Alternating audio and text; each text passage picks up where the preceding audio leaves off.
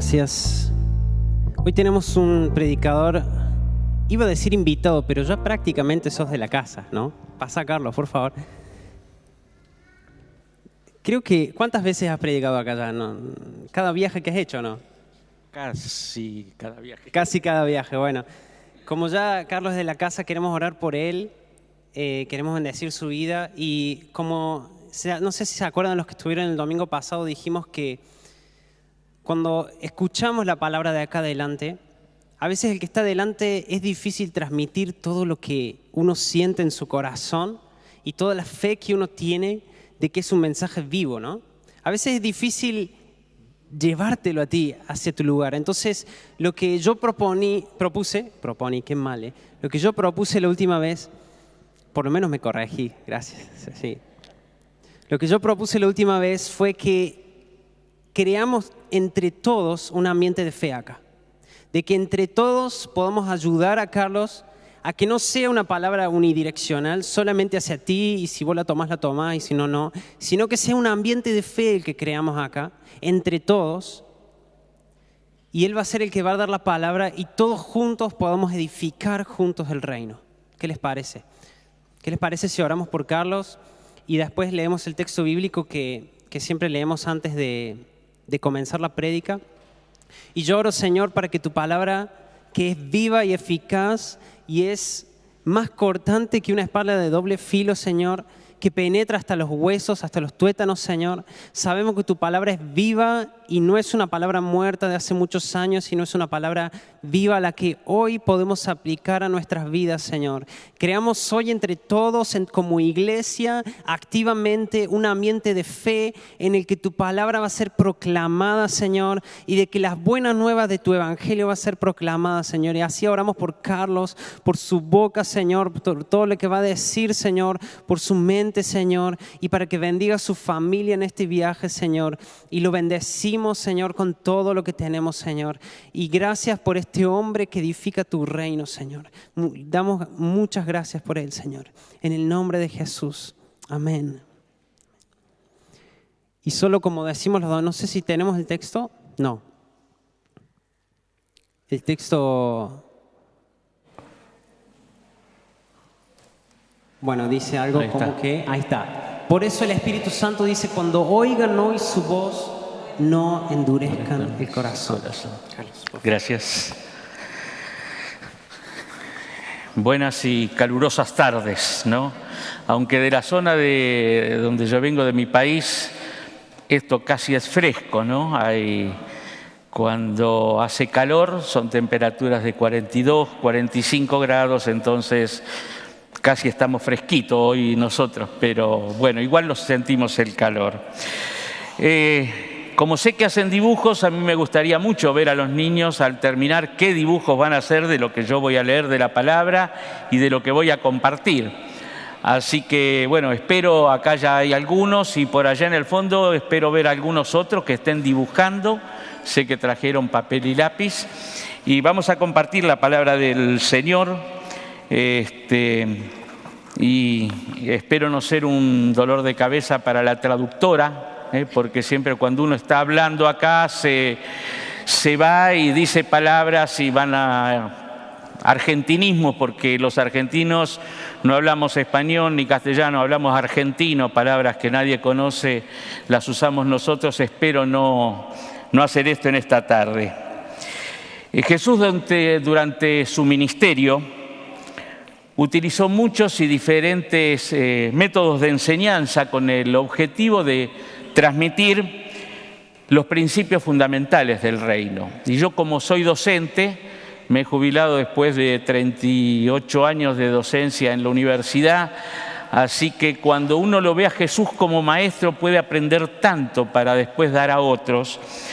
Y Jesús es maravilloso como Él enseñó. Y uno de los métodos más hermosos que Él ha utilizado son las parábolas.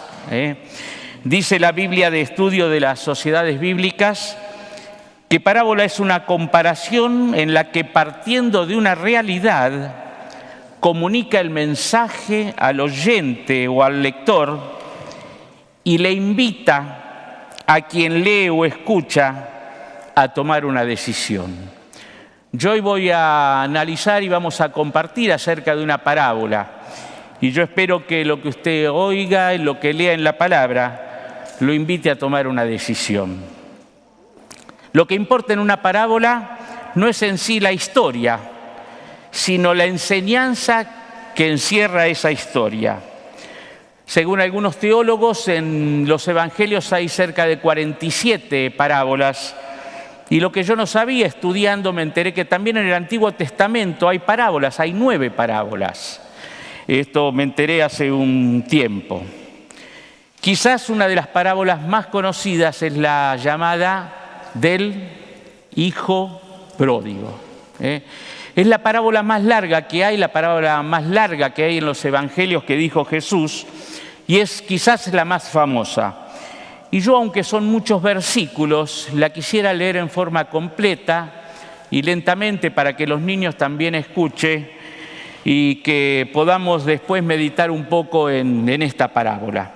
Y vamos a abrir, los que tienen las Biblias en los celulares. Antes se decía, abran sus Biblias, ahora se debe decir, enciendan sus Biblias, ¿no? En sus celulares. En Lucas, capítulo 15, Lucas 15,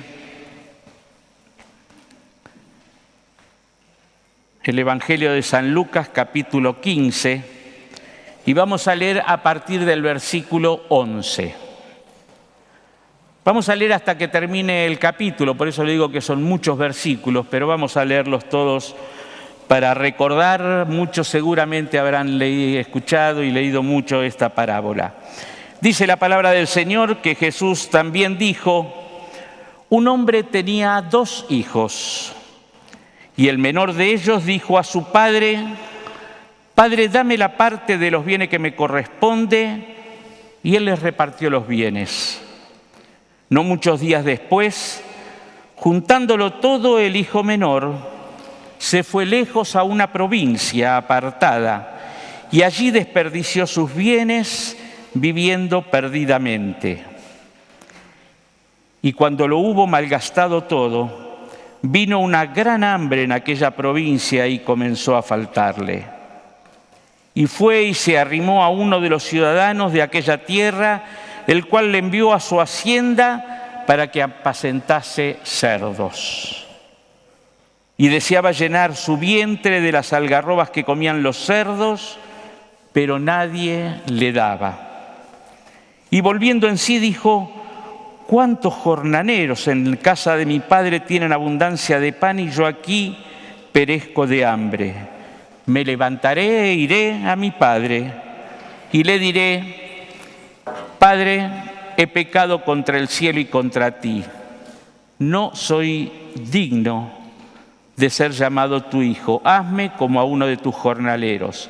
Y levantándose vino a su padre. Y cuando uno estaba lejos, lo vio su padre y fue movido a misericordia y corrió y se echó sobre su cuello y le besó. Y el hijo le dijo: Padre, he pecado contra el cielo y contra ti, y ya no soy digno de ser llamado tu hijo. Pero el padre dijo a sus siervos: Sacad el mejor vestido y vestidle, y ponedle un anillo en su mano y calzado en sus pies. Y traed el becerro gordo y matadlo y comamos y hagamos fiesta, porque este mi hijo muerto era y ha revivido, se había perdido y es hallado, y comenzaron a regocijarse. Y su hijo mayor, que estaba en el campo, y cuando vino y llegó cerca de la casa, oyó música y las danzas, y llamando a uno de sus criados le preguntó qué era aquello. Él le dijo: tu hermano ha venido y tu padre ha hecho matar el becerro gordo por haberle recibido bueno y sano. Entonces se enojó y no quería entrar, y salió por tanto su padre y le rogaba que entrase. Mas él respondiendo dijo al padre: he aquí tantos años te sirvo, no habiéndote desobedecido jamás, y nunca me has dado ni un cabrito para gozarme con mis amigos. Pero cuando vino tu hijo, que ha consumido tus bienes, con rameras has hecho matar para él el becerro gordo. Él entonces dijo: Hijo, tú siempre estás conmigo y todas mis cosas son tuyos. Mas era necesario hacer fiesta y regocijarnos, porque este tu hermano era muerto y ha revivido, se había perdido y es hallado. La intención de esta parábola no está puesta en el Hijo, ni en las acciones que hizo el Hijo, sino que está puesta en el amor incondicional de Dios, ese amor tan grande y maravilloso que cuando confesamos nuestros pecados, Él nos perdona y nos recibe de nuevo, nos devuelve la dignidad de hijos y Él se alegra y hace fiesta cuando volvemos a Él. Muchos por eso llaman a esta parábola no la parábola del hijo pródigo, sino la parábola del Padre amoroso. Y es verdad, porque lo que resalta es el amor del Padre que acá representa a Dios. Yo leí muchas veces esta parábola y nunca me había hecho una pregunta hasta que hace un tiempo me la hice. Seguramente quizás usted ya se la había hecho. ¿Dónde está la madre? ¿Se había preguntado eso? Yo he leído esta parábola muchas veces y nunca me pregunté por la madre. Porque la parábola comienza diciendo: un padre tenía 2 hijos. La verdad es que no sabemos, la parábola no nos da claridad sobre este tema. Lo que sí es verdad, y esto lo sabemos y lo conocemos, a veces por experiencia propia, a veces por experiencias de otros, que cuando falta uno de los integrantes, y en este caso la madre, necesariamente la familia cambia. Y la familia muchas veces se tiene que reestructurar. Y cada integrante de la familia tiene que asumir otros roles, otras responsabilidades, y es generalmente sobre el hijo mayor, sobre quien recaen muchas responsabilidades. Los padres, y aunque en familias digamos que no falta ningún integrante, uno le dice al hijo mayor, y allá puedo decir Fernando, mi hijo mayor, cuántas veces le he dicho: cuida de tu hermana. No sé si la cuidó bien, ¿no? Porque se terminó casando, pero tenerle paciencia, ayudarla en sus tareas. Siempre es el hijo mayor y yo siempre, papá, siempre yo tengo que hacer las cosas. Y uno le dice: pero ves que es más chiquita o ves que es más chiquita. Siempre sobre el hijo mayor caen las responsabilidades. Fíjense que en esta historia el hijo mayor es el que siempre obedece. Dice el versículo 29, y le dijo al padre: he aquí, tantos años te sirvo, no habiéndote desobedecido jamás. Es un hijo que se dedica al trabajo con responsabilidad. Varias veces dice que estaba trabajando el hijo mayor. Es el hijo que no malgasta dinero. Dice: nunca me has dado ni un cabrito para celebrar, para gozarme con mis amigos. En síntesis, un hijo modelo. ¿Quién no quiere tener un hijo responsable, un hijo que obedece, un hijo que no malgasta el dinero? Como decimos en Argentina, es lo que toda mujer quiere como su yerno. Si tiene una hija mujer, quisiera tener un yerno así, un yerno que trabaje, que sea serio y responsable, un buen candidato.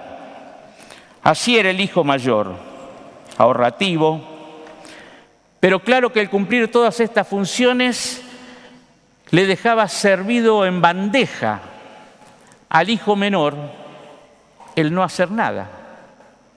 El hijo mayor hacía todo, trabajaba mucho, cumplía, obedecía. Casi podríamos decir que si hacemos un paralelo, el hijo mayor se especializaba en sus obligaciones, en todo lo que eran los deberes que tenía como hijo mayor. Mientras el hijo menor se especializaba más en lo que eran sus derechos y los privilegios como hijo menor. El hijo mayor trabajaba de sol a sol y el hijo menor se divertía toda la noche.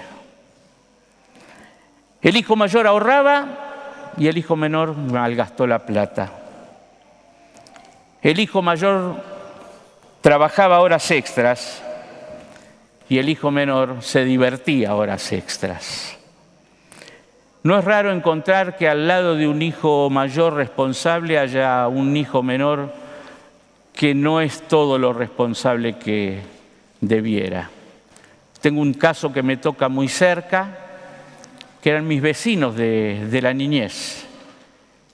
Y cuando falleció la madre se rompió esa familia y el hijo mayor muy trabajador, muy serio, muy responsable, y el hijo menor, farra, diversiones, salidas. Después terminó falleciendo el padre y el hijo menor, en menos de un año, fundió, como decimos, disolvió una joyería que era el negocio del padre. Con muchísimo dinero, en un año le alcanzó para gastar todo. El hijo, en este caso el hijo mayor, se fue y vive en Australia todavía. Como el menor gasta, el mayor tiene que tratar de que no falte nada y entonces trabaja más. Mientras el mayor aumenta sus responsabilidades, el menor aumenta sus conductas irresponsables. Y claro que esto se transforma como en un círculo vicioso. Esto puede pasar en una familia, pero también lo que hemos trabajado en muchos años en distintos lugares, hemos visto que a veces pasa así también. ¿Cuántos en una oficina trabajan y otros están siempre jugando con el celular, con la computadora? Y claro que para que el jefe no proteste, uno es el que sigue trabajando y el otro aprovecha todo lo que trabaja el otro. Casi diría que en algunas iglesias, y esta, si bien la conozco y conozco a muchos, pero muchas veces también, y esto lo digo porque conozco algunas iglesias de Argentina, pasa lo mismo. Muy pocos trabajan y muchos son meros espectadores. En el versículo 12 hay una cosa que a mí cuando la leí varias veces me llamó la atención y me dejó mal. Fíjense que dice que le pidió la herencia. En nuestro país la herencia se recibe cuando fallece el padre. Realmente si a mí mi hijo me viene a pedir, bueno, no tengo mucho para dejarle, así que no me va a venir a pedir la herencia, pero yo creo que al pedirle la herencia es casi como decirle, mira, para mí ya estás muerto, a mí lo que me interesa de vos es tu dinero nada más. No me interesa otra cosa, porque la herencia siempre se da cuando se muere. Y este hijo menor pidió su herencia anticipadamente, con el padre en vida. ¿Qué era lo que buscaba este joven teniendo todo ese dinero?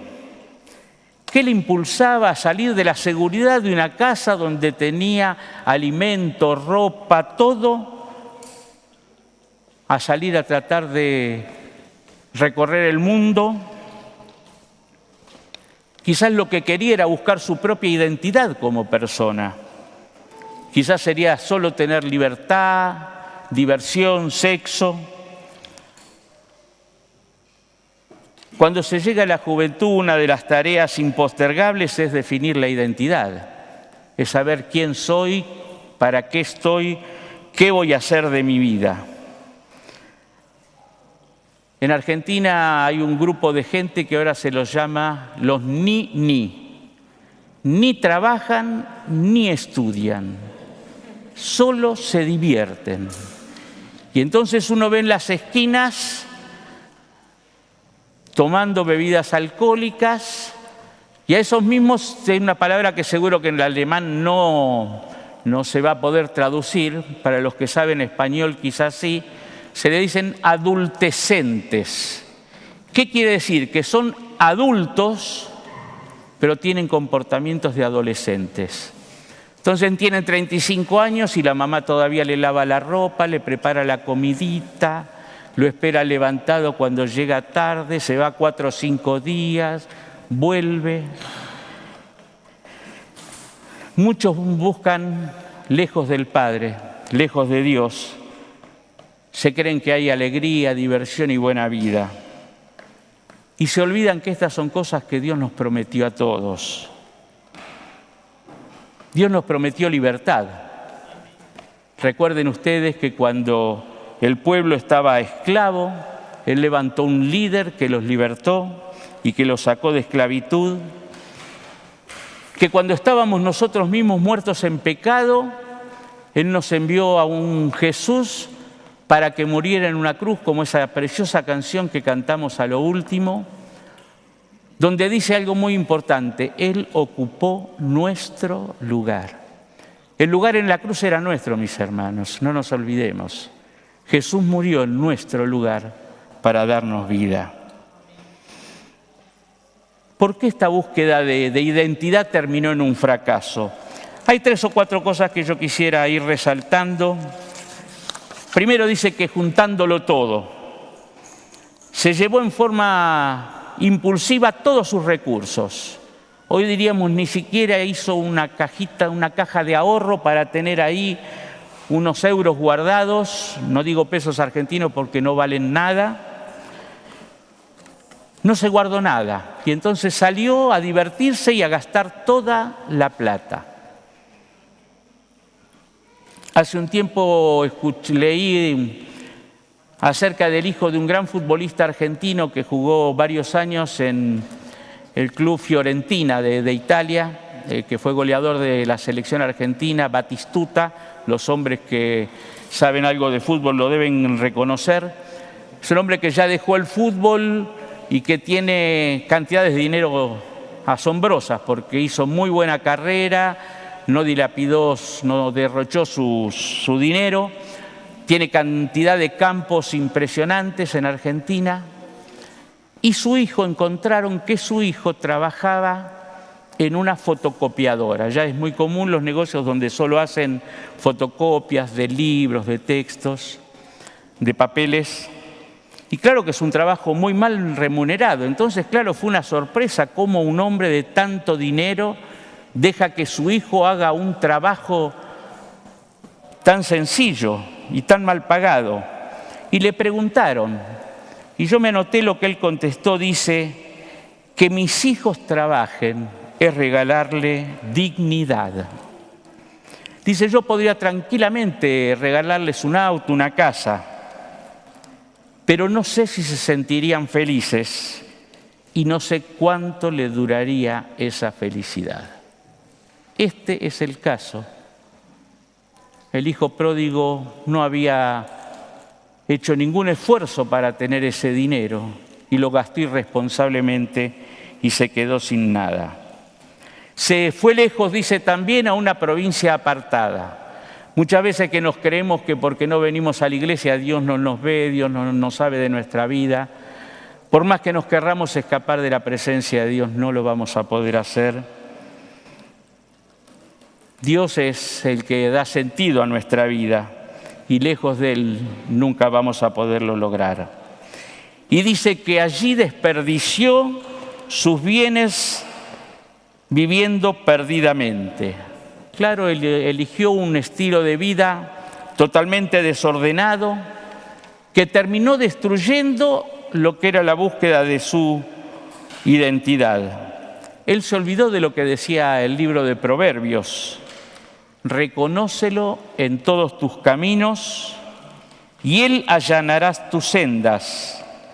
No seas sabio en tu propia opinión, más bien teme al Señor y huye del mal. Proverbios 3, 6 y 7. Él se creyó sabio, él no temió al Señor y él no huyó al mal, sino que se fue a meter dentro del mismo mal. Claro que con este estilo de vida, no iba a tardar mucho en que llegara la crisis. Y saben ustedes que, como dice, y cuando lo hubo malgastado todo, vino una gran hambre en aquella provincia y comenzó a faltarle. Claro, cuando se acaba el dinero, se acaba la fiesta. Y también se acaban los amigos. Nadie se queda al lado de un amigo que ya no tiene plata cuando antes le pagó todo. Este hijo descubrió que la felicidad o la diversión no se compra con dinero. y que si se compra, dura poco. Él descubrió que la vida no es solo privilegios, sino que también la vida requiere de esfuerzo y de trabajo y de dedicación. Y claro que salió a buscar trabajo, pero no sabía hacer nada porque nunca había trabajado. Y consiguió un trabajo muy mal remunerado y muy hasta ofensivo desde el punto de vista de un judío, que era el de cuidar cerdos. Y dice el versículo 16, nadie le daba. Y creo que esto era lo que reflejaba la identidad de su vida. Todos le tenían que dar a él. Él tenía que recibir, sin esfuerzo a él se les debía dar. Él creía que todo debía venir de otros, que él no debía conseguir ni buscar nada, que él no tenía que tomar iniciativa para nada en la vida. Y dice el versículo 17, y volvió en sí. Se arrepintió, claro que se arrepintió, porque sabía que no podía seguir ese estilo de vida. Volvió en sí. Él había vivido fuera de sí, había vivido una vida irreal. ¿Qué fue lo que le hizo arrepentirse? No lo dice claramente, pero podemos intuir que el hambre, la soledad, el sentirse lejos de su casa, el recordar la abundancia que había en la casa de su padre, le hizo volver en sí. Fíjense que quien buscaba diversión terminó en un chiquero, en un lugar donde se crían los cerdos, lugar sucio, maloliente. El que buscaba libertad y vivir la vida terminó siendo siervo de otro. El que buscaba una identidad terminó casi identificado con un cerdo. Quería comer el alimento de los cerdos. Y yo creo que aunque buscaba la vida en más de un momento, deseaba la muerte. La palabra crisis, ustedes saben bien que quiere decir peligro, pero también quiere decir oportunidad. Y mientras preparaba esto encontré que en la original griega la palabra también tiene un significado que es el de decidir.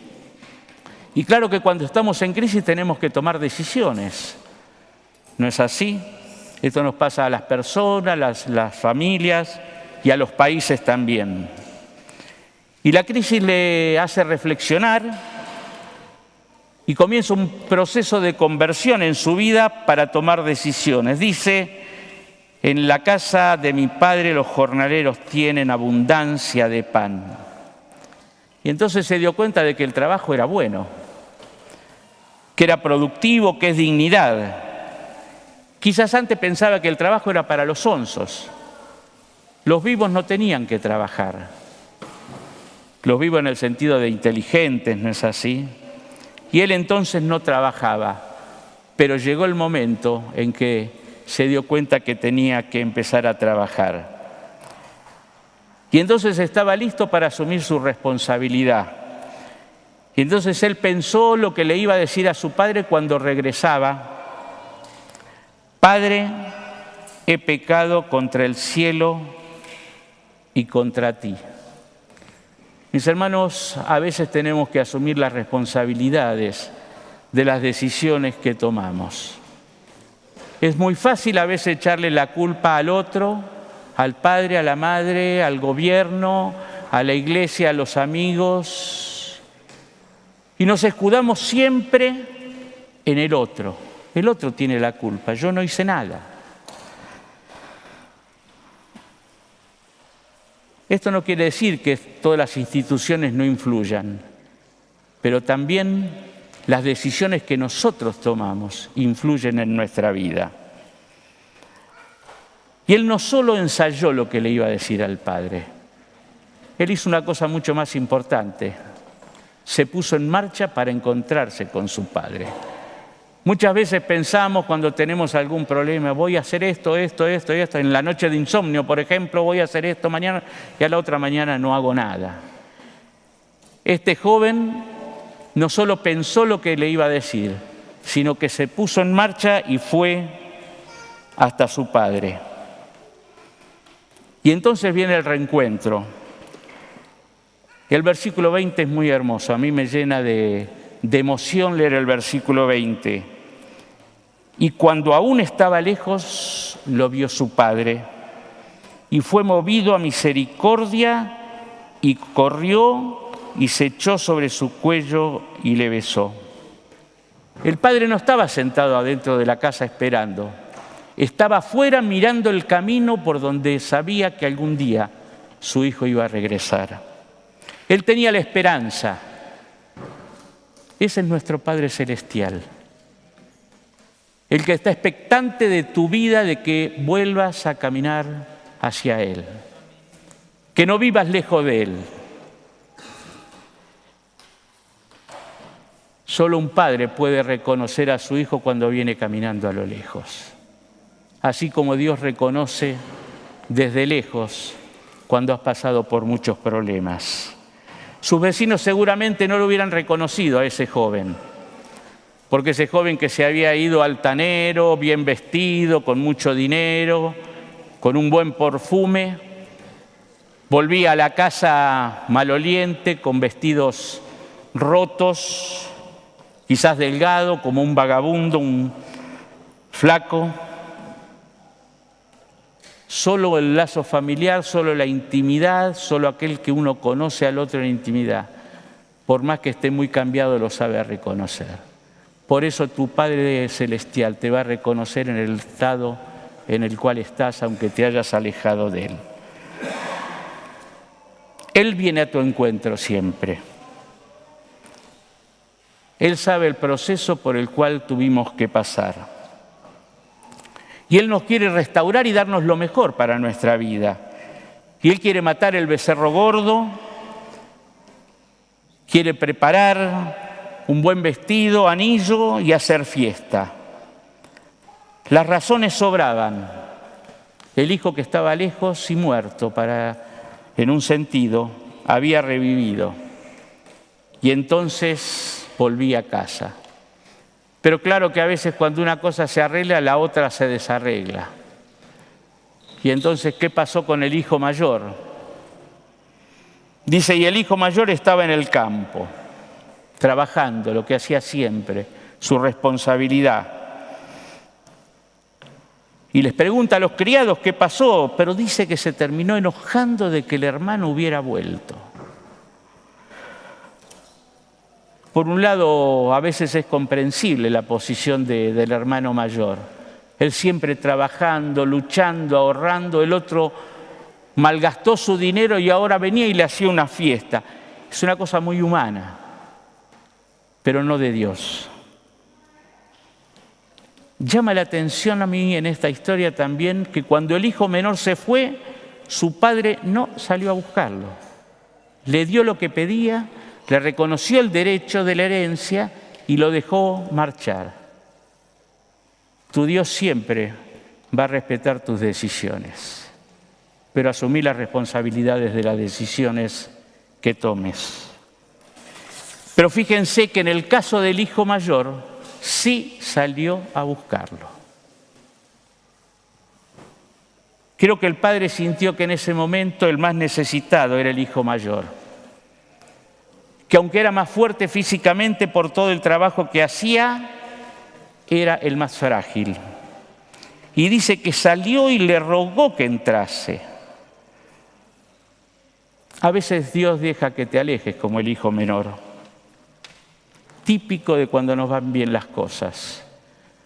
Uno que hace muchos años que está en la iglesia, ¿cuánta gente ha visto que llegó a la iglesia en situaciones desesperantes? Se le apoyó, se le ayudó y cuando consiguió todo aquello por lo cual había venido, no lo vemos más. Dios respeta estas decisiones.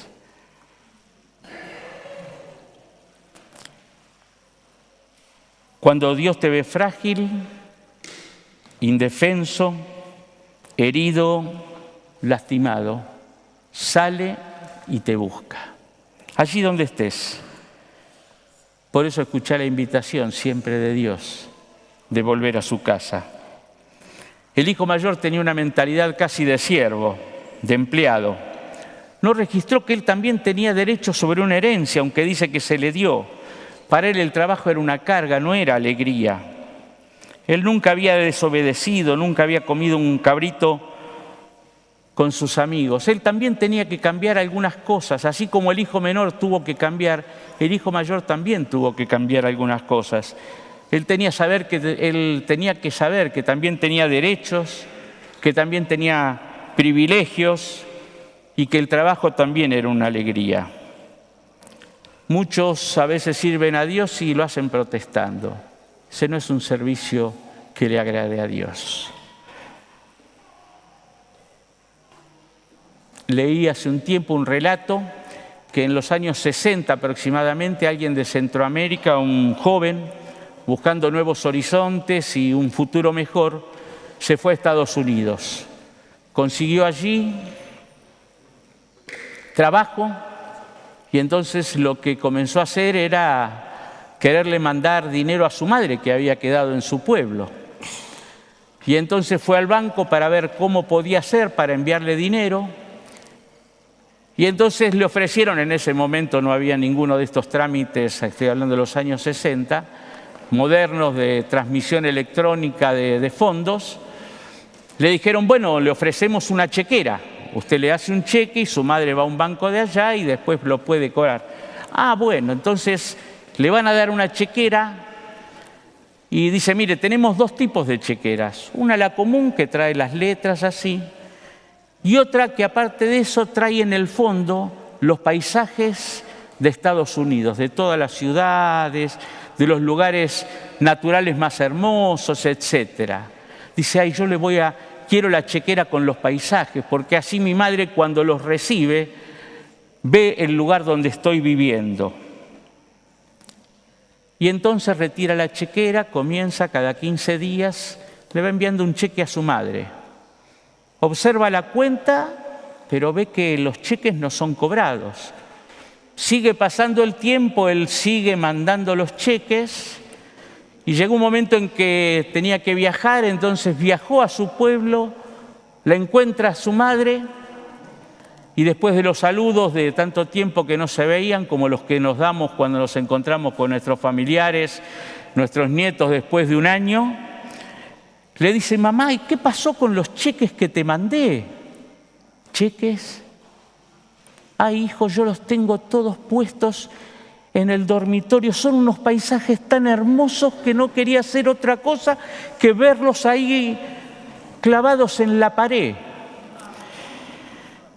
Mis hermanos, en muchos hogares cristianos uno entra y encuentra muchos versículos bíblicos. He venido para que tengan vida y la tengan en abundancia. Mi paz os dejo, mi paz os doy. Venid a mí para todos los que estáis trabajados y cansados, que yo os haré descansar. Pero por distintas circunstancias no nos apropiamos de esos cheques. Y están ahí, en la pared, como los cheques que le envió este señor a su mamá. No vivimos la realidad de esas promesas que Dios nos da. Y ahora volviendo a la parábola, ¿cómo termina esta historia? La verdad que no nos quedamos. ¿Habrá entrado el hijo? ¿Habrá comido el becerro gordo? ¿Se habrá amigado con el hermano? Como dice Max Lucado, un escritor muy conocido, cristiano, dice que él cuando se encuentre con Jesús le va a hacer muchas preguntas, ¿no? Y yo imaginaba que esta era alguna de las preguntas, ¿no? Señor, ¿por qué esa parábola? ¿Qué pasó con el hijo mayor? ¿Entró, no entró? ¿Qué hizo? Yo le voy a decir lo que yo imagino, esto no es bíblico, ¿no? Pero lo que yo imagino cómo a mí me hubiera gustado que terminó esa parábola. Yo imagino que el hijo mayor entró después de los ruegos del padre, que disfrutó y que a la mañana siguiente cuando se levantó se encontró a su hermano menor, el vago que nunca trabajaba, se lo encontró levantado. El hermano mayor le habrá dicho, ¿y vos qué haces levantado a esta hora si nunca te levantaste temprano? El hermano menor le dijo, no, yo voy a ir a trabajar. ¿A trabajar vos? que en tu vida habrás trabajado. Y creo que quizás el hermano menor aprendió de su hermano mayor a trabajar y se habrán ido al campo, y claro que el trabajo compartido se termina antes y capaz que volvieron a casa y después habrán hecho un cabrito para celebrar con sus amigos. Hermanos, yo creo que esta parábola nos permite sacar dos tipos de conclusiones, y con esto quiero ir terminando. En nuestro caminar muchas veces hemos dado la espalda al calor hogareño, al calor del hogar, al calor de la amistad, de los familiares y también de la iglesia, de los hermanos de la iglesia, y hemos andado por algunos caminos perdidos o equivocados, y muchas veces tardíamente nos dimos cuenta de los errores que cometemos. Y creemos que es imposible a veces volver a restaurar esas relaciones que se rompieron por algún motivo. Lo que tenemos que recordar es que esta parábola tiene un final muy feliz. El padre de la familia lo recibió al hijo con lo mejor. Por imposible que a veces parezcan las soluciones para nosotros, en las relaciones rotas, en nuestra familia, en la iglesia, en el trabajo, con el vecino, siempre debemos intentarlo. El peor intento de reconciliación es el que no se hace. El peor intento de reconciliación es el que no se hace. Y una vez se conoce personas que por algún motivo se distanciaron y sabiendo que debería ir a pedir perdón o explicaciones, nunca lo ha hecho y así están distanciados. El hijo menor no sabía realmente cómo lo iba a recibir el padre. Pero mi hermano, yo estoy seguro que cuando vamos y presentamos nuestras disculpas por las ofensas que cometimos o el mal que hicimos, hemos dado un paso maravilloso para restaurar las relaciones. Y claro que también esta parábola nos llama a aquellos que nunca han creído en el Señor para que vuelvan al Padre. Todos, o al menos creo que la mayoría de los que estamos acá, fuimos hijos perdidos hasta que un día decidimos volver al Señor. Puede ser que nuestra relación con el Señor esté fría, distante, quizás por un pecado, por una mala acción. Entonces, urgente nuestro arrepentimiento y nuestra vuelta al Padre. Porque ese es el amor que tiene Dios para con cada uno de nosotros, un amor que da libertad, un amor que no impone su voluntad, pero también un amor que está pendiente de cada hijo, que sabe olvidar las ofensas, que no pierde las esperanzas y que espera con ansiedad el regreso de cada uno de sus hijos. Y a cada uno de nosotros nos está esperando. La gracia y la misericordia de Dios es amplia, generosa, y está dispuesta hoy para acompañarte en la restauración de relaciones rotas con familiares, con amigos, con vecinos o con un hermano de la iglesia. Y también está dispuesta para que te arrepientas de tus pecados y que regreses a la casa del Padre. Dios te está esperando. Dios les bendiga.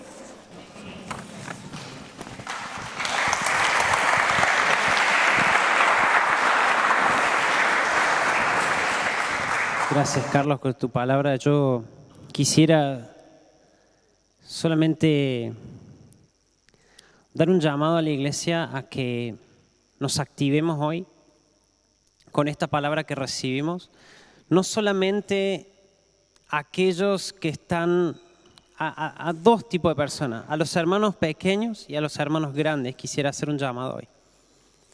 Aquellos que están lejos del Padre, pero que saben que pueden volver, y a aquellos que están en la casa, pero que tienen que ponerse de pie para darle la bienvenida a los hermanos pequeños que llegan. Aquellos que todavía no se han puesto de pie y están más mirando en todo lo que hace el mundo afuera, que dando la bienvenida a la casa del Padre. Y yo quisiera que hoy puedas cerrar tus ojos, tanto si eres uno de los que dice yo estoy lejos del Padre y yo estoy trabajando en cosas que en realidad no fui creado para hacer. Yo estoy haciendo cosas de las que no quiero seguir. Aquellos que dicen yo estoy lejos de papá, pero la noticia para vos hoy es que hay alguien que te está esperando.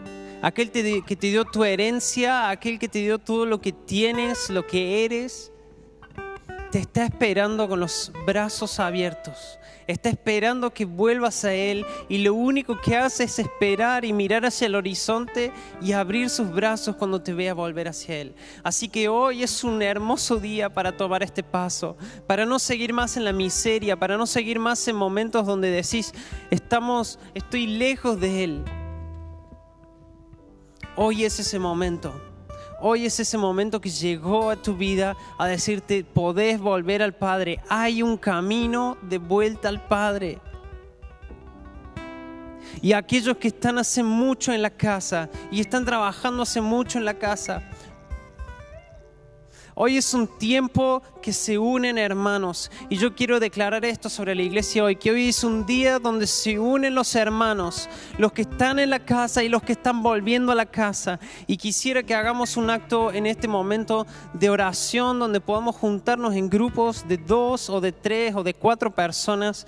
Y si tienes el deseo, orar junto con tus hermanos, que los hermanos que se fueron de la casa y los hermanos que están en la casa, pero que necesitan activarse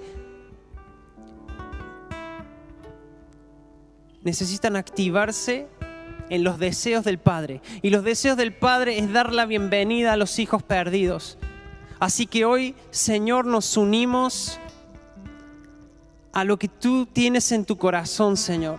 Nos unimos a tu corazón y tu corazón, hoy la palabra que nos dio Carlos fue, hay una vuelta al Padre.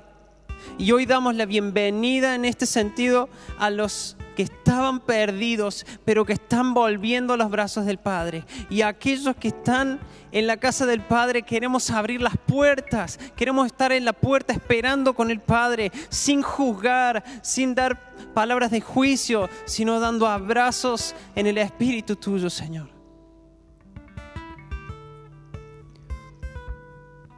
Yo te animo a que, yo sé que a veces es más fácil estar en la reunión así, escuchar y después salir, pero yo te animo a que hoy nos activemos, nos pongamos de pie como congregación, literalmente nos pongamos de pie como congregación y busques a alguien que vos sientas que tenés que orar con él, quizás el que está al lado tuyo, quizás el que nunca conociste o tu hermano con el que siempre hablas o siempre oras, pero que nos unemos entre hermanos para orar juntos y para construir el reino juntos. Porque hay un Padre que es bueno, hay un Padre que es bueno y está listo para dar la bienvenida a aquellos que no conocen su casa, aquellos que no saben cómo volver. Y hoy te animo a que te unas con 1, con 2, con 3, con lo que quieras y tengamos un momento de oración donde puedas ministrar al que está al lado tuyo y ser sinceros, ¿sí? Yo quiero que seamos sinceros hoy y digamos, yo necesito de papá, yo necesito volver a la casa de mi papá porque no sé cómo hacerlo, pero yo necesito de ti, papá. Necesito volver a tu casa, Señor. Necesito mi corazón alinearlo con tu corazón. Así que ponete en pie, ponete activo en el Espíritu y empezá a orar con tu hermano y empezá a ser sincero entre hermanos y decirse lo que Dios está haciendo en este momento.